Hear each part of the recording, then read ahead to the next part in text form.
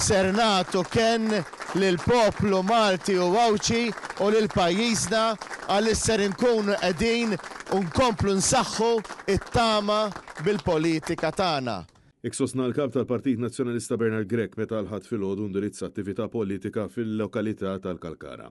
U fakkar illi għandha f'pajjiżna niċċelebraw jum il-ħelsien, parti minn sensiela ta' turġien fl-istorja ta' pajjiżna li wasluna fiex ninsabu llum. Flimkien fost oħrajn mal-indipendenza u dħul ta' Malta fl-Unjoni Ewropea.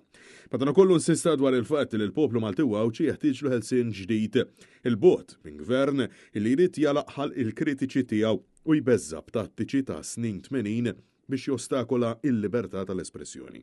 Int li jista' jkun inti miljonarju, imma mbagħad ma tħossokx komdu li tattendi attività ta' partit li mhux il-Partit Laburista. Dan x'ħelsinu fl-2025 li inti m'intix komdu bħala ħaddim tal-gvern illi tafas like jew tikteb komment fuq il-mezzi soċjali.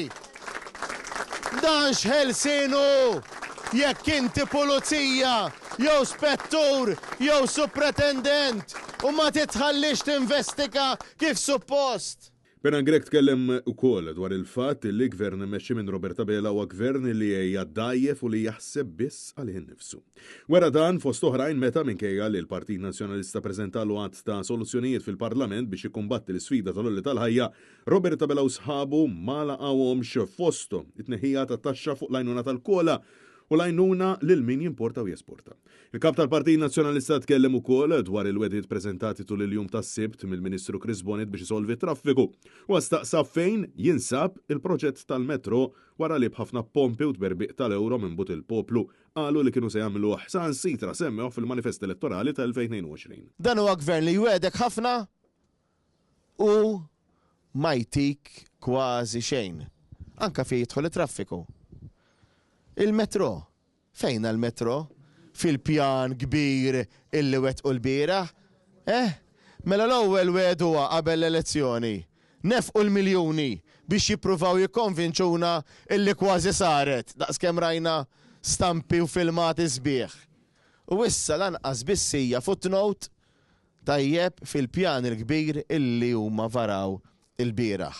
Intant Bernard Grech tkellem dwar il-fatt li Roberta Bela f'Malta jgħid mod u meta jitla fi Brussell jgħid mod ieħor fatt. Il-juri mhux biss li huwa populist iżda wkoll illi m'għandu ebda direzzjoni. Mela mhux Malta tgħid mod u mbagħad tagħmel mod ieħor. Għalhekk il-poplu mxebba minn Prim Ministru illi ma jkunx jaf x'inhu jgħid jew inkelli iktar għar jekk ikun jaf x'inhu jgħid ikun qed jikdeb b'intenzjoni lill-poplu. U spjega li pajjiżna jeħtieġ li investi fid-diviża partikolarment f'dak li għandu x'jaqsam cyber attacks, iżda fl-istess waqt insista fuq l-importanza li n-newtralità tagħna għandha u tibqa' tiġi protetta. Il-kap tal-Partit Nazzjonalista tem billi sostna dwar il-ħtieġa li l-poplu Malti Wawċi faqda waħda jaħdem favur ħelsien ġdid mhux biss tal-kelma iżda libertà veritiera, effettiva u tanġibli. Ejjew naħdmu għal ħelsien ġdid li għandu bżonn il-poplu Malti u Wawċi.